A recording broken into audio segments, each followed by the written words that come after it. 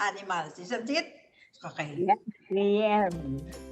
At the beginning of this week, last Tuesday, we discussed about the animal life cycle. Last week, we discussed about human. But this week, our theme is about animals. And last Tuesday, we discussed about the animal life cycle. And yesterday, what is it all about? It's all about Wild animal. Yes, very good. It's all about wild animals. And yes, all about wild animals. And one of our participants, one of our friends here, the person of Kit Baluran, discussed to you some of the wild animals that you can remember, isn't it? And today, Thursday, our theme for today is about discovering ocean animals. It's a very interesting topic. And aside from that, we are so lucky today because aside from your teacher, I am the only one who will discuss to you about the ocean animals. But one of your friends here will give you a bird's eye view about the ocean animal.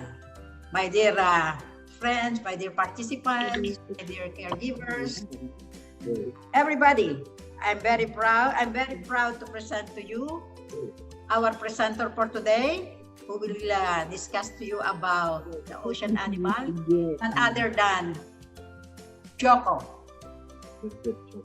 And she Johco and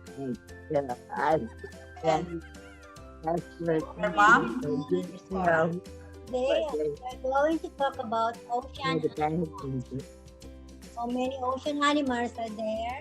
The different kinds of ocean animals.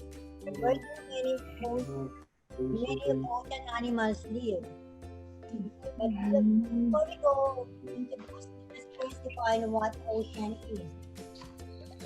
Oceans are areas of salt water that covers approximately 70.8% of the surface of the Earth and contains 97% of Earth's water.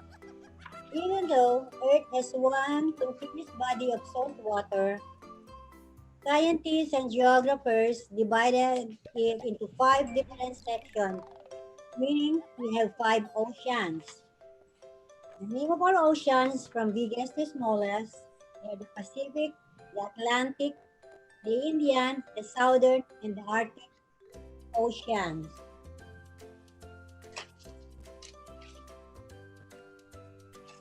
As I've said, about 70% of the surface of the Earth is covered with ocean water.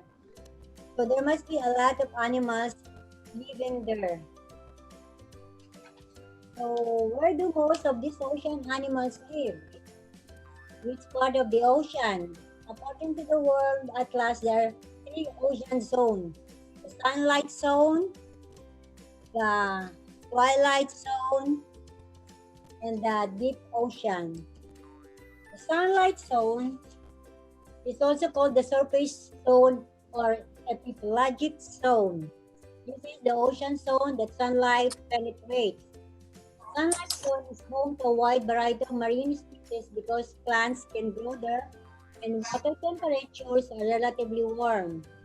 Lots of marine animals can be found in this sunlit zone, including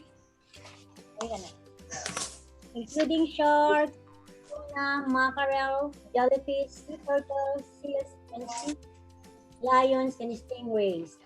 There are a lot of places to hide in the sunlit zone. Some species have an adaptation called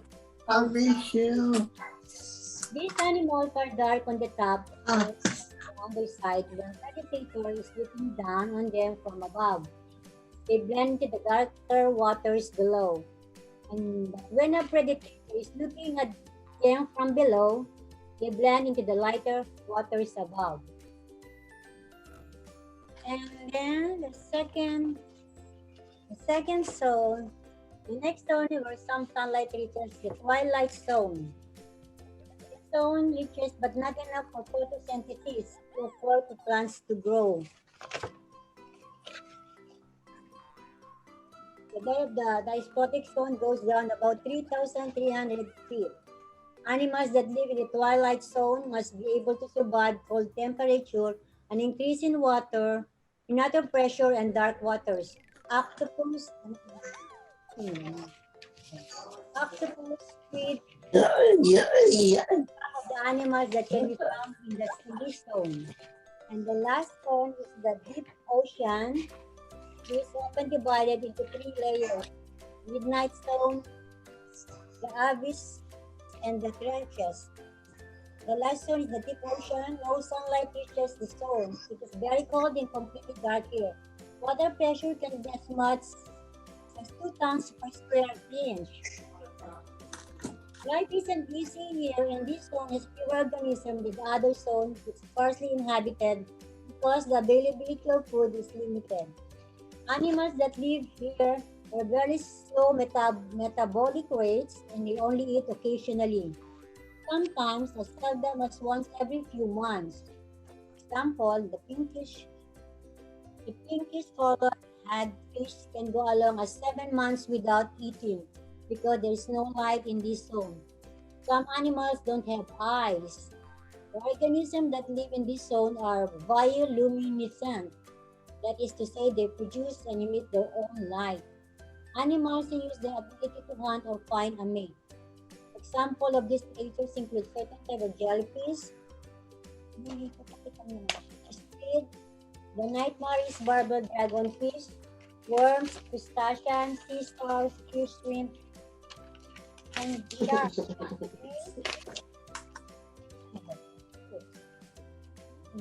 Yes. To name just a few. You want to say something to me? How many oceans animals are there? Scientists estimate that about 1 million species of animals live in the ocean. That's a lot. And I don't think we can name them.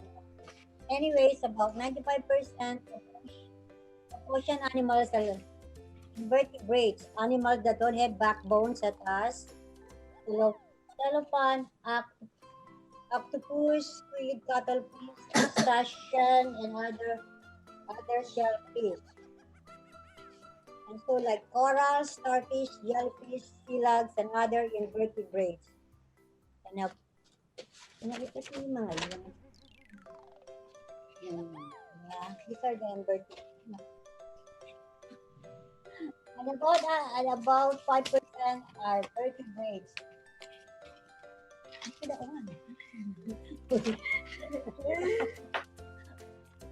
About the other vertebrates are like marine mammals, ocean fishes are around 20 species, and the sea turtles,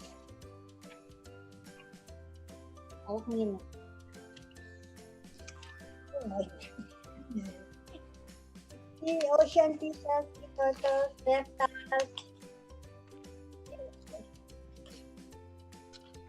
sharks and rays. An example of that, sharks and rays. The seabirds are this one. The other seabirds.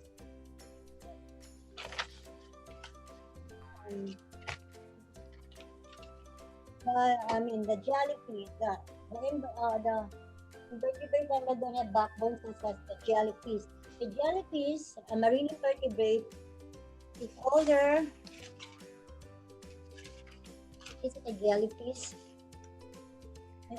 Jellyfish is a marine invertebrate older than the dinosaurs. It's estimated Yeah, I was trying to find somebody to get me a package of cigarettes. and Oh, 7 million years ago. And jellyfish can glow in the dark. Also, they don't have brains and are found all over the world. Some jellyfish are immortal. The next one is the sea horse. The sea horse, a marine invertebrate, is the only known living animal species where the male gives birth to offspring. The offspring instead of the female. And the blue whale, a marine mammal, is the heaviest organism on the planet with an average of 121 pounds. And the Neptune grasses, our marine aquatic plant, is one of the oldest living organisms in our planet. There is a colony in the Mediterranean Sea near EADC scale that is estimated to be at least 12,000 years. Ay, naku, what is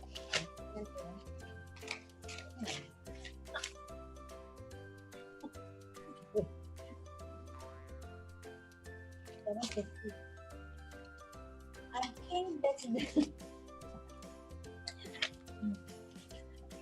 I think that's the end of our topic. I hope you learned something from us. Thank you so much and have a good day. Other that's all. Thank you. So, thank you very much, Miss Cora and Johco, for the very knowledgeable idea you have imparted to us.